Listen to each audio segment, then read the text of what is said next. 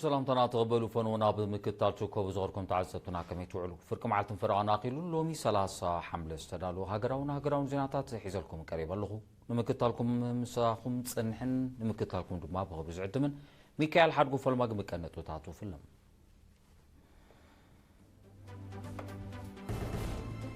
شامنا وعلا ودابطات هاجراوي شماغل ايرتراويان امريكانا بدالاس بوقع تخفيتو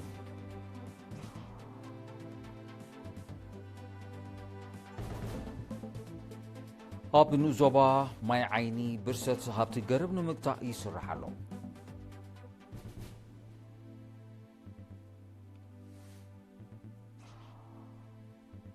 اب نوزوبا تسني اب مسلات قول عندك انستيون زتوكرا سمروتو وايبو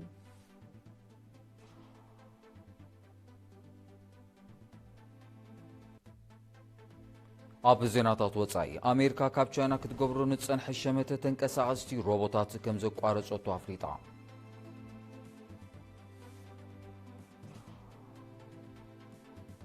ግብፅን ቱኒዚያና ብዝተፈላለየ ጽላታት ብሓባር ክሰርሓ ዝኽእልን ናይ መራሕቲ ዝርርብ ኣካይደን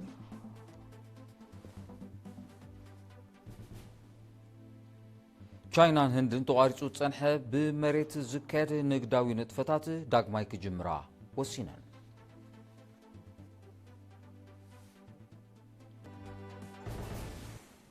ዝርዝር ዜና شامناي عمتاو وعلى هاجراو شماغل ايرتراويان امريكاويان تمالي بوغعي تخفيتهم كابتو وتاز بصحنا حبريتا ملكع صوصا تواهدلو غير مسكل كرش غير كغرباي شامناي وعلى ودابتات هاجراو شماغل ايرتراويان امريكاويان صنوع مسرت مقدم رأي بزبل تيما ب28 حمله ابدالاس تكساس بوغعي تخفيتو أبزي بحلافه ودباو قدات هزباو جنبار نديمقراطيين فتحن آتو يوسف سايق استخفت عمتا وعلا كابستفل عليها جزءاتاتن كتماتاتن حورات منقستات أمريكا زمسو أبستفل عليها كلتات عد مزركبو 450 أبلات ودابتات هزباو جنبار نديمقراطيين فتحن هجراو محبر دكانستي إرترا من سيات هزباو جنبار نديمقراطيين فتحن حدرن كالوتن زركبوهم زيغاتات يساتفلو فصامي قدات امباسي إرترا اب حبرات منقستات امريكاتو برهان قبري وتا بزهابو مخفت قال اتوعلا ودابتاتنان ويسطاو حدنتنان بمدلدالن حبراوي هاجراون قحاتنا بمبرخن كغطمونا نزخلو بدهوتات ببقعات مكيتنا نموصا زدلي دلونت مرغاص اقداس مخان حبيرو دبلوماسيو عوتات نصبراق وشراو كنتات يزبل اتو برهانه ودابتات نمسفحن تساتفو زبنا اب هاجراو قداياتن معزازن اب زحلفه عمت استقايد تغوس سعرن تبقساتن زمسكن وصيت كم سرقبو بمتكاس اب زمص عمت زياده نمعزازو تساتفتو على ودباون بوليتيكاون عمامات بعمقوت جمجمم نصر مدبات سراح كسؤلو تلابيو حلفو دباو قدات هزباو جنبار نديمقراطيين فتحناتو يوسف سايق بوغونو وعلاتاتنان فستيفالاتنان نحلف سراحتنا جنجمنا نبزحش مصايك وسدنا زخيل مرحا غدنا انحصلون انقيسلون مدرك مخانو بمجلاس عتب جمجام بمكياد ورصص مدبات كحنصص ازخاخيرو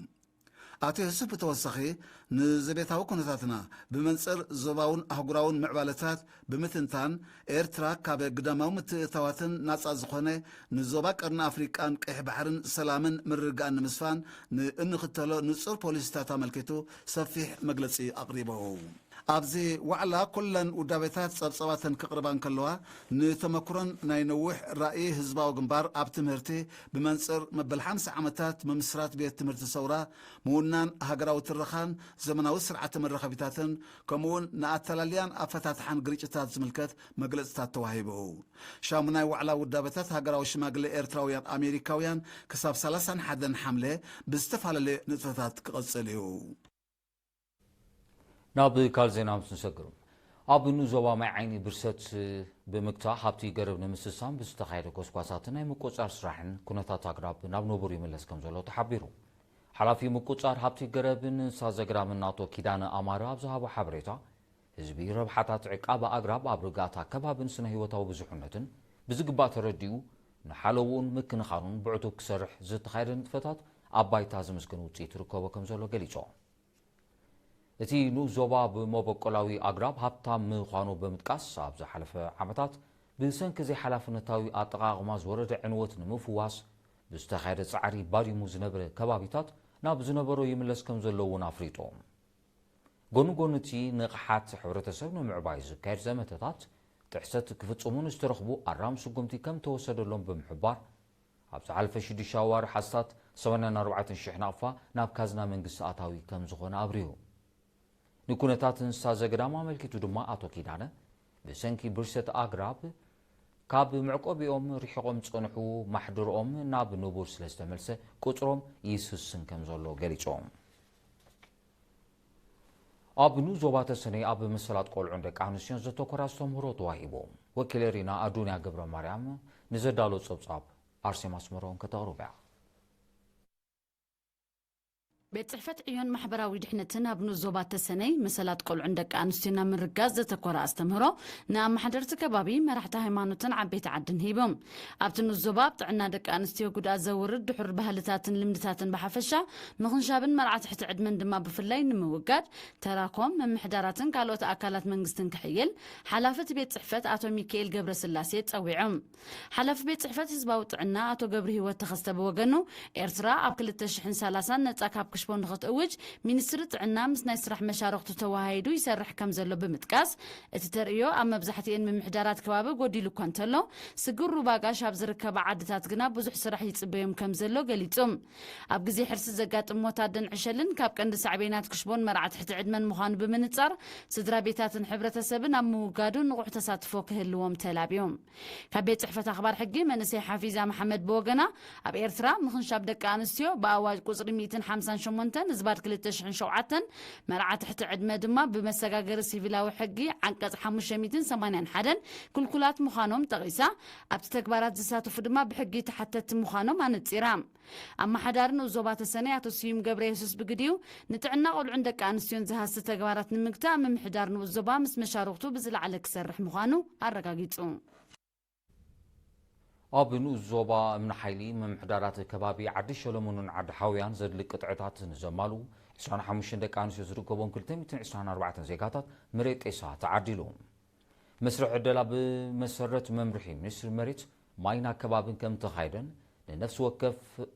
ቅሬታ ነፍሲ ወከፎም ንመንበሪ ዘገልግል 250 ተርቢዒት ሜትር መሬት ከም ዝተዋሃበን ወኪል ሚኒስትሪ መሬት ማይና ከባብን ኣብቲ ዞባ ኣቶ ዖባ ሚካኤል ተስፋ ገርግሽ ገሊጾም ጊዜያዊት ኣመሓዳሪት ንዞባ እምነ ሓይሊ ወይዘሮ ትርሓስ ፍቓዱ ብወገና ብዝተፈላለየ ምኽንያት ተደናጊዩ ዝጸንሐ ዕደላ መሬት ጤሳ ምጅማሩ እፎይታ ዝፈጥር ምዃኑ ብምጥቃስ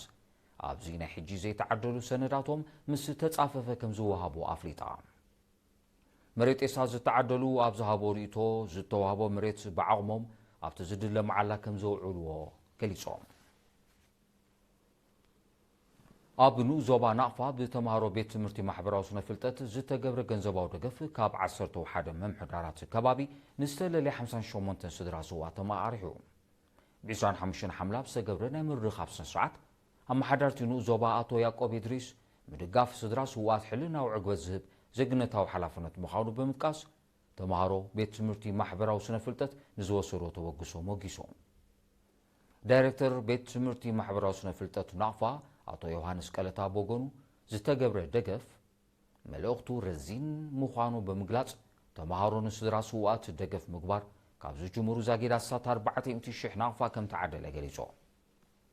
ኣቶ ዮሃንስ ወሲኹ ምልጋስ ደምን ማእቶታዊ ንጥፈታትን እውን ካብቲ ብተምሃሮ ዝትግበር መደባት ከም ዝኾነ ኣብሪሁም ደገፍ ዝተገብረሎም ዜጋታት ካብ መምሕዳራት ከባቢ ባቅላ ኣበሎ ማሬት ላባ ኣግራዕ ሞዖ በያን እንድላልን ከምኡውን መምሕዳራት ከባቢ ባዶ 1 ባዶ 2 ከተማ ናቕፋ ዝተዋጽኡ እዮም ዝኸበርኩም ተዓዘብቲ ስዒቡ ዝቐርብ ዜናታት ሃገራት ወጻኢ ክኸውን ንምክትታልኩም ክትቅጽሉ ደግመ ብቕብሪ ዕድም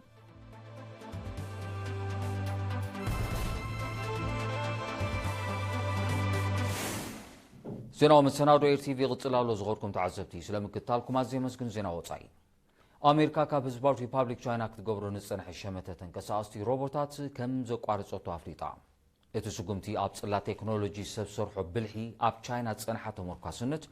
ንምጉዳልን ጸጥታ ንምሓስን ምዃኑ ኣሜሪካ ሓቢራ ኣላ ኣሜሪካ እታው ሮቦታት ጥራይ ዘይኮነ እታው ፍርያት ዝተወሰነ ኤሌክትሮኒካዊ ኣቑሑ ቻይና እውን ደው ከም ዘበለቶ ገሊጻ እቲ ንግዳዊ ስጉምቲ ብቐጥታ ኣብ ተግባር ውዒሉ ከም ዘሎ ቤት ጽሕፈት ግምጃ ኣሜሪካ ትማሊ 29 ሓምለ ኣረዲዩ ነቲ ተግባር ብትሪ ዝኾነ ቻይና መምሕዳር ፕረዚደንት ዶናልድ ትራምፕ ጸጥታዊ ጉዳይ ኣመኽንዩ ኣብ ልዕሊ ፍርያታት ዝገብሮ ዘሎ ድረታ ከቋርጾ ጸዊዓ ነዚ ተወሲዱ ዘሎ ስጉምቲ መልሰ ግብሪ ከም እትህበሉ ብምሕባር ድማ ንንግዳዊ ዝምድና ክልቲአን ሃገራት ብኣሉታ ክጸልዎ ምዃኑ ኣፍሊጣ ኣብ 2024 ልዕሊ 660 ቢልዮን ዶላር ዝነበረ ንግዳዊ ምልዋጥ ኣሜሪካን ቻይናን ኣብ 2025 ናብ እስታት 490 ቢልዮን ዶላር ከም ዝወረደ ጸብጻባት ይረድኡ ልዑል መጠን ቀረጽ በይናዊ ቁጠባዊ እገዳን ዝርከቦ ንግዳዊ ማሕነቆታት ካብ ቀንዲ ጠንቅታት ዓለማዊ ቁጠባዊ ምንቁልቋል ኮይኖም ምህላዎም እዩ ዝጥቀስ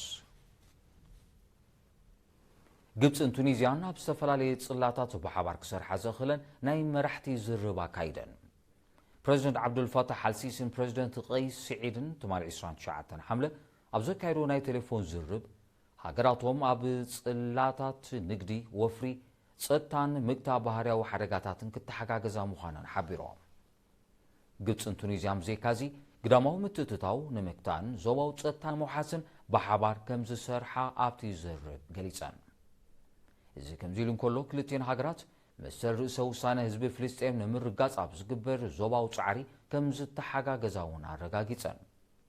ብዘይካዚ ቅልውላው ሊብያ ብሰላም ንምዕራፍ ግዳማዊ ምትእትታው ብመትከል ከም ዝቃወማ ብምሕባር ጉዳይ ሊብያ ብሊብያውያን ጥራይ ክዓርፍ ከም ዝድግፍ ኣፍሊጠን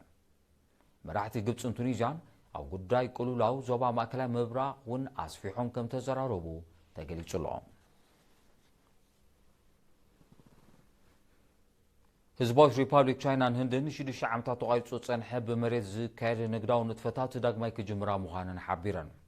بمسارة حبرتا سمز كلتين هاجرات اتي كاب 2020 تقاريتو تصنح نقداو نتفتات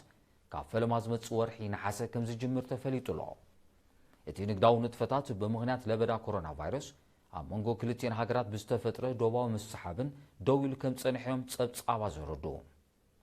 مجمار مريتاوي نقداو نتفتات نمتن كلتاوي نقداو ملوات كسفحو كم زخيل يمت كلتين هاجرات كل 2025 لعلي 255 بليون دولار زقمت نقداوي ملوات كم زكايرات صبت صعبات يحبرون تشاينا هندن عمونغ زي تغسل دوباو متفنان بسلام معرف كايدو صنحا صعوق دبلوماسياوي ركبات وتاو وصيت كم اترخ وين زغلصا كلتين هاجرات استا 3500 كيلومتر زرغح مريتاو دوب كم زلوان يتقاس بريزيدنت أمريكا دونالد ترامب مس بريزيدنت يوكرين فولوديمير زيلينسكي ኣብ ከተማ ዋሽንግተን ዲሲ ተራኺቡ ውፅኢታው ዘተ ከም ዘካየደ ሓቢሩ ፕሬዚደንት ትራምፕ ዝርዝር ናይቲ ዝተኻየደ ርክብ እኳ እንተዘይገለጸ ፕሬዚደንት ቮሎዲሚር ዜሌንስኪ ግና እቲ ዘተ ኣብ ወታደራዊ ደገፍ ብቐንዱ ድማ ኣብ መምዕባል ስርዓተ ሚሳይል ዘተኮረ መንባሩ ሓቢሩ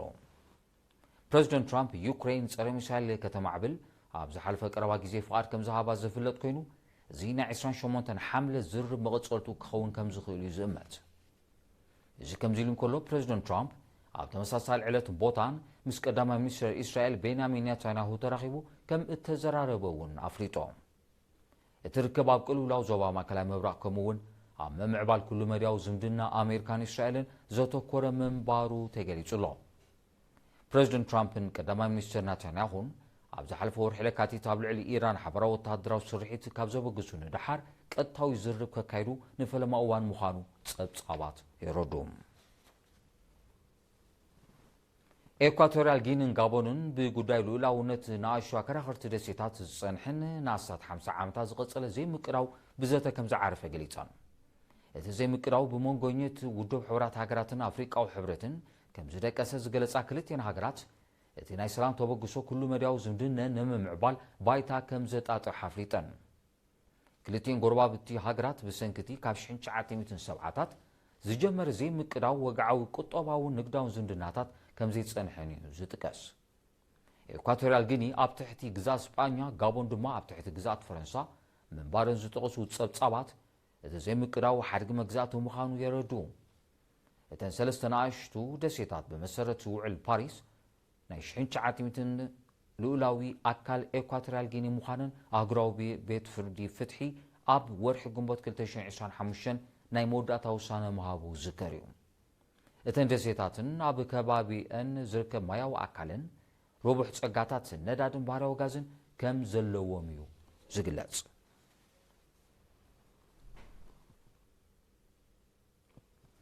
ዜናታት ምዛም ቀንዲ ነጥብታቱ ክደግመልኩም።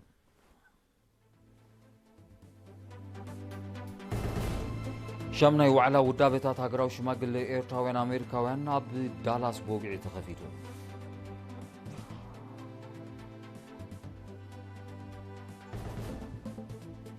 ኣብ ኑዞባ ማይ ዓይኒ ብርሰት ሃብቲ ገረብ ንምግታእ ይስራሕ ኣሎ።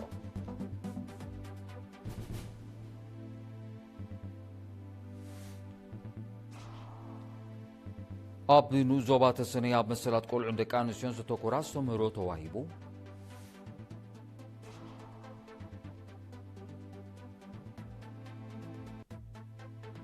ኣብ ዜናታት ወፃኢ ኣሜሪካ ካብ ቻይና ክትገብሮ ንጸንሐ ሸመተ ተንቀሳቐሲ ሮቦታት ከም ዘቋረጸቱ ኣፍሊጣ።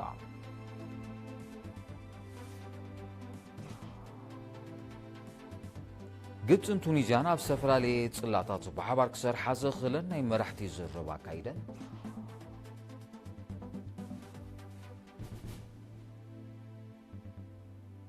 ቻይናን ህንድን ተቋሪጹ ጸንሐ ብመሬት ዝካየድ ንግዳዊ ንጥፈታት ዳግማይ ክጅምራ ወሲነን።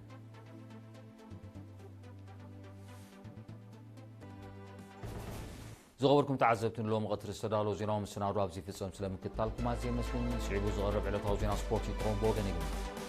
ሰላም